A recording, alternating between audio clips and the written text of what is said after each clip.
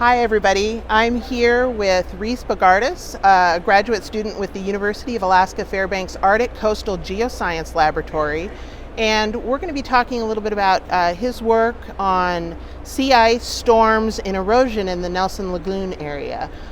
So what have you guys found? Yeah, so we're looking at, historically speaking, where Bering sea ice usually reaches its largest extent.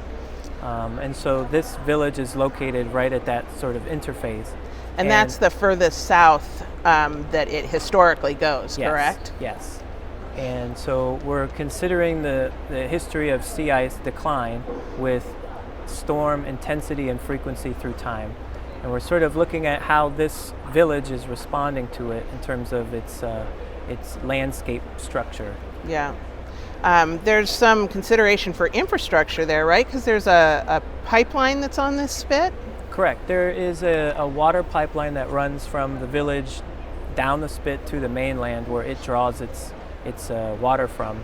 And that pipeline runs through the most thin part of the spit, which is the most vulnerable.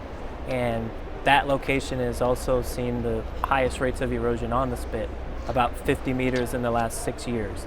And it's not a very wide spit anyways, is it? No, that thinnest part is about 120 meters across, which is pretty thin for a spit.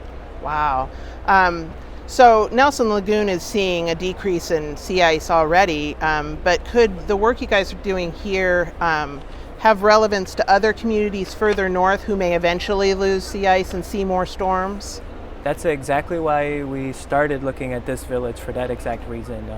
Villages that are more north in the Alaska Peninsula, Port Hayden, Naknek, Dillingham, are of course seeing similar stories. And so looking at a village that's at the southern extent, you get to see more through time how it's responding to that, and can absolutely be applied to other villages. And the reason why sea ice extent is important is why? If there's no ice, is there more storms? So it affects how the ocean responds to a storm, essentially. And that's sort of two ways. One, there's something called landfast sea ice, where it's actually attached to the shore. And that actually serves as sort of a natural buffer for waves that can no longer impact the coastline because they're hitting ice. And then they can't erode the coastline. Correct. Gotcha. The other way is that it affects how long of a distance that waves are able to propagate, which essentially increase their energy. So if you have an open stretch of water without sea ice, that's longer distances that wind can form waves. Gotcha. So maybe larger, more powerful waves if they have more time to build up energy. Yes. Interesting. All right.